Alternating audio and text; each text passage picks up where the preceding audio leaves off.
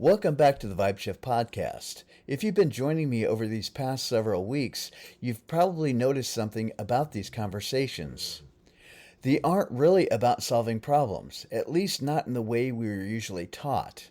Most of us have spent our lives looking for better strategies, better habits, better systems, better routines, better ways to optimize ourselves. And while there's certainly value in those things, I've discovered something that seems to come before all of them: recognition.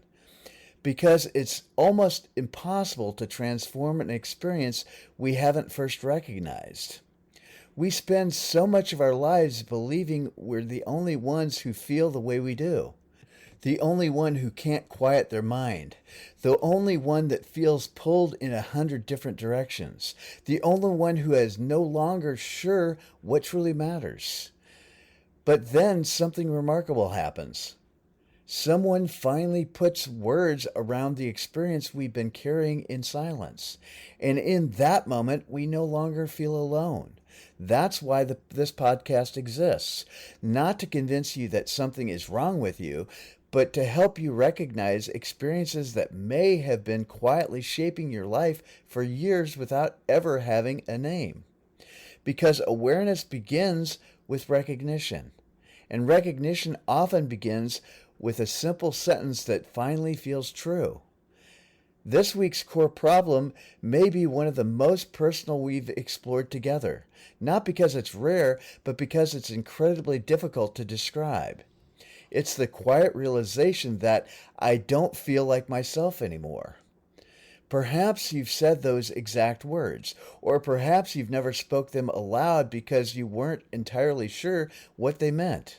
After all, who is this myself we're talking about? The person you've been for the last 10 years, 20 years?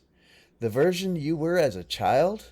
Before your career? Before responsibilities? Before losses? Before successes?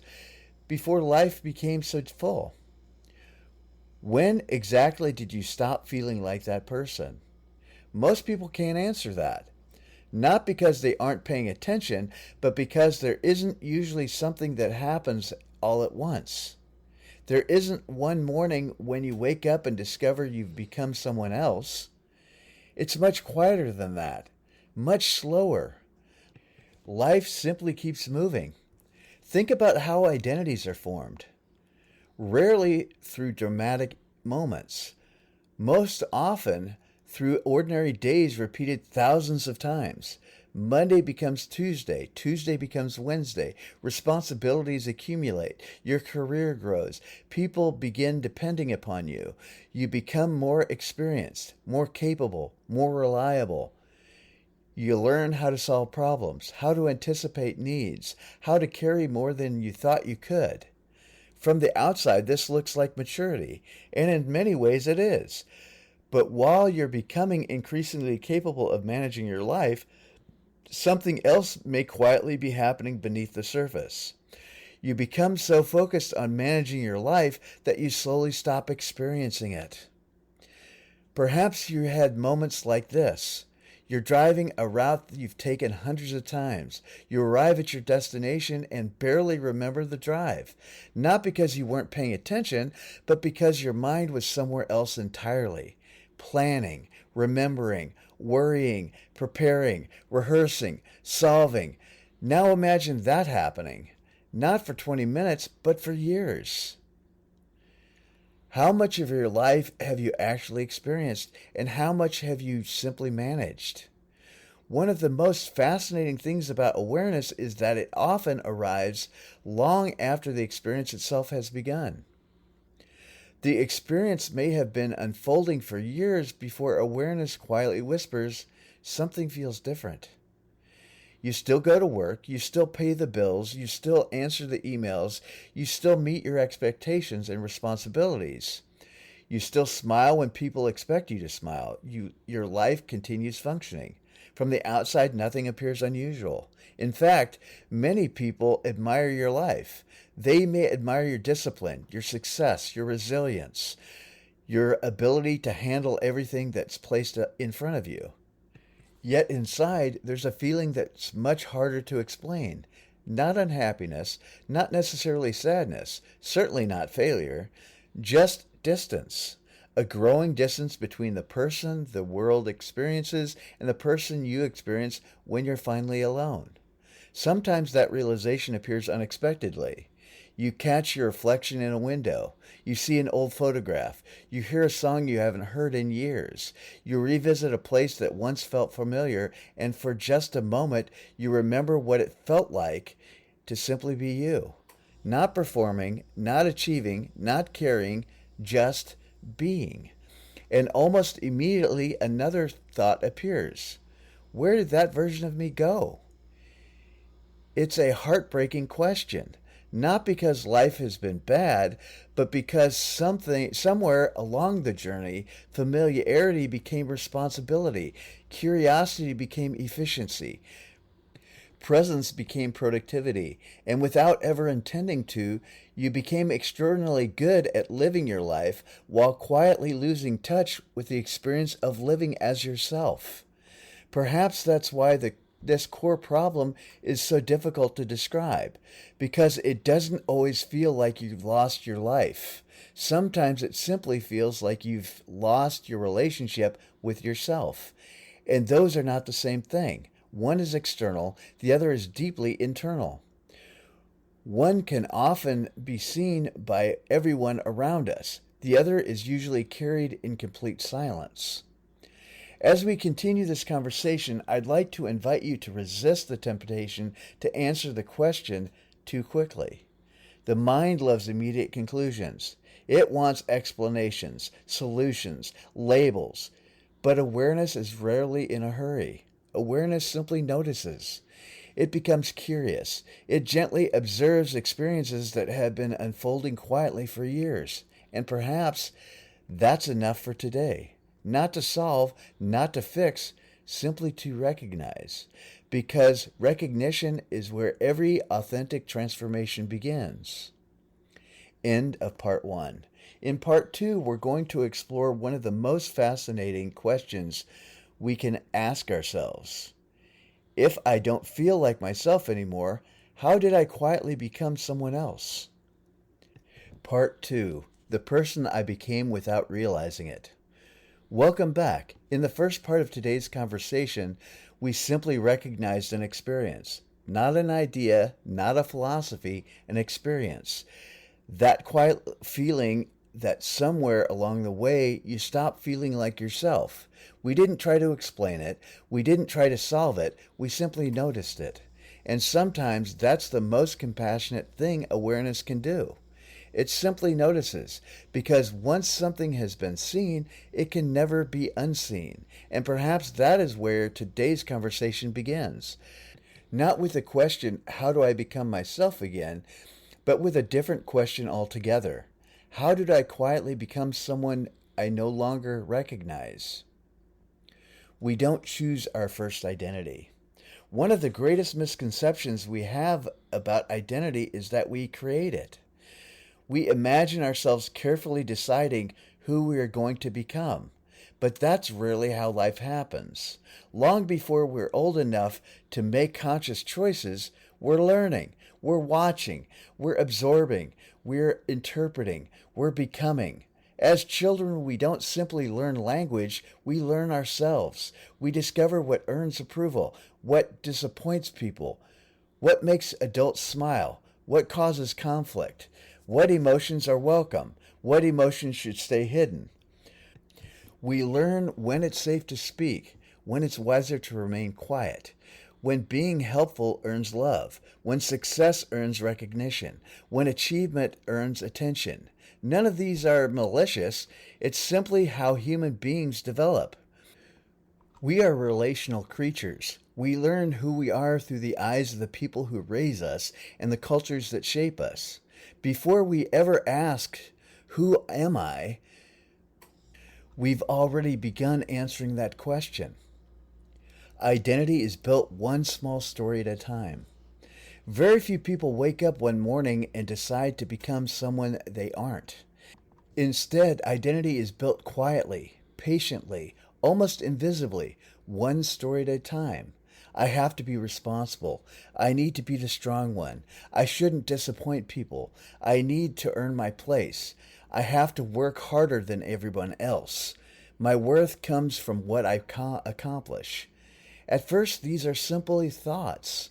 Eventually, they become beliefs, then habits, then expectations. Finally, they become identity.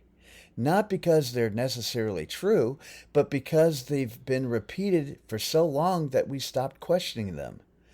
They no longer sound like stories, they sound like facts. The success we never questioned. For many of us, success became one of those unquestioned stories. We're told to work hard, build a career, provide for our families, become dependable, become productive, become successful. And many of us do exactly that. We build remarkable lives. We accomplish meaningful things. We become people others admire. Yet there often comes a moment when we realize the life we're successfully built doesn't completely feel like home anymore. That's confusing because we've spent years believing that achievement would eventually produce fulfillment. So when fulfillment doesn't arrive in the way we expect, our first assumption is usually, I must be doing something wrong. But perhaps you're not doing anything wrong. Perhaps you're simply reached the edge of the identity that was built primarily around achievement. Achievement is wonderful. It creates, it contributes, it serves. But achievement was never designed to answer the question, who am I? When roles become identity. Think about the roles you've held throughout your life: student, employee, parent, partner, leader, business owner, caregiver, provider, friend, mentor. Each one of these roles asks something different from you. Each requires different skills, different strengths, different ways of showing up. Roles are incredibly valuable. Society couldn't function without them. The challenge begins when we forget their roles, when the role quietly becomes the person, when being a leader becomes the only way you know yourself, when being needed becomes the only place you feel value, when productivity becomes the measure of your worth. Life has a way of changing our roles. Children grow up, careers shift, businesses evolve, health changes, relationships change, entire seasons of life come to an end. And when a role changes, many people experience something that feels surprisingly similar to grief. Not because they've lost the role, but because they never realized how much of themselves had become attached to it. We become experts at being needed. Something else quietly happens over time, especially for those who care deeply about others. We become experts at anticipating needs. We notice problems before anyone else. We carry responsibilities others don't even see. We solve, we organize, we protect, we provide. Eventually, being needed becomes familiar. It even begins to feel safe. Because if people need us, perhaps we're valuable. But here's the quiet cost. When we spend years paying attention to everyone else's needs, it's surprisingly easy to lose contact with our own. Not because we don't have them, but because we've become so practiced at looking outward that we have forgotten how to look inward. Awareness begins asking different questions. One of the beautiful things about awareness is that it doesn't accuse, it doesn't shame, it doesn't criticize. It simply becomes curious. Instead of asking what's wrong with me, awareness quietly asks, where did I learn this? Instead of asking, why can't I just be happy? Awareness asks, whose definition of happiness have I been living? Instead of asking, why don't I feel like myself? Awareness wonders, which parts of this identity were consciously chosen and which parts were inherited? Those questions aren't designed to produce immediate answers. They are designed to create space between you and the stories you've unconsciously been living. And in that space, something extraordinary begins to happen. For the first time, you begin observing your identity instead of automatically living from it. That small shift may be one of the most important shifts a human being can experience. Because once we can observe something, we can no longer completely identify with it. Closing of part 2. Perhaps that's what awareness has been quietly trying to show us all along. Not that we've become the wrong person, but that much of what we've called me has been shaped by stories we never realized we were living. That realization can feel unsettling, but it can also feel incredibly freeing, because what has been learned can be examined, and what can be examined can eventually be chosen consciously. In the final part of today's conversation, I'd like to explore what may be the most hopeful possibility of all. What if feeling like you don't know who you are anymore isn't evidence that you're losing yourself? What if it's the first sign that you're finally becoming aware of the difference between your authentic self and the identities you've spent a lifetime building? We'll explore that together in part 3. Part 3. Perhaps you're not losing yourself. Welcome back. We've spent this conversation together exploring an experience that is far more common than most people realize. We began by recognizing that quiet feeling of becoming unfamiliar to yourself, not because your life unnecessarily fell apart, not because you've stopped functioning, but because somewhere beneath the responsibilities, the routine, and the expectations, you quietly began wondering, I don't feel like myself anymore. Then we explored how identity is often formed, not through conscious choice, but through thousands of small moments that teach us who we are supposed to become. Family, achievement, professional success, responsibility, culture, expectation, roles, stories. None of these are inherently wrong. In fact, many of them helped us build a meaningful life. But today I'd like to leave you with a different possibility, one that has profoundly changed the way I understand personal transformation. What if the greatest moments of transformation don't begin when we discover something new about ourselves? What if they begin when we start questioning what we've always assumed is true? Awareness can feel like an identity crisis. There's something fascinating about awareness. It almost never feels comfortable in the beginning. In fact, awareness often feels like confusion. It feels like uncertainty. Sometimes it even feels like loss, because awareness begins revealing things we've never questioned before. The beliefs we've lived by, the expectations we've carried, the identities we've protected, the stories we've repeated for decades. When these stories begin to loosen, it can feel as though the ground beneath us is moving. And our first instinct is almost always the same. We need to fix this. We need clarity. We need certainty. We need answers. But awareness isn't usually asking for answers. Awareness is asking for honesty. There's a profound difference between these two things. Answers often allow us to stop looking. Honesty invites us to keep seeing. The difference between losing and revealing. Imagine for a moment that someone hands you a beautiful antique piece of furniture. Over the years, it has been painted again and again and again, layer after layer, different colors, different styles, different owners, until eventually no one remembers what the original wood looked like.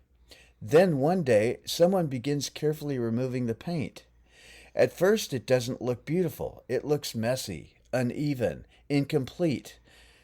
There are places where the old paint still remains, other places where the original grain begins to appear. If you only looked at the process, you might think something valuable was being destroyed. But something very different is actually happening. Nothing essential is being lost. Something authentic is being revealed. Perhaps awareness works much the same way. It doesn't destroy who we are. It slowly removes everything we've mistaken ourselves to be. the courage to stand in the unknown. This is where many people turn back, not because they're incapable, but because uncertainty feels uncomfortable.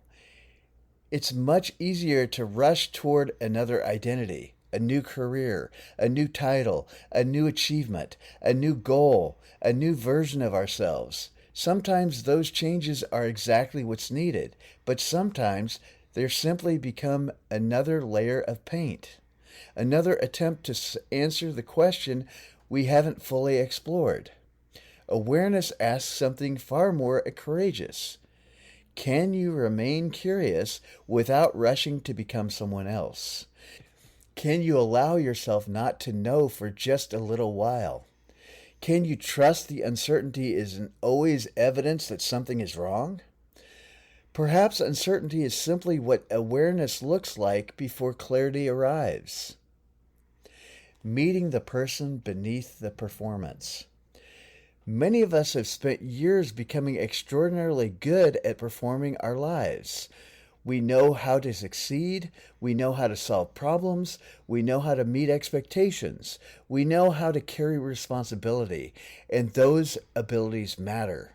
They've allowed us to contribute, to serve, to build, to love.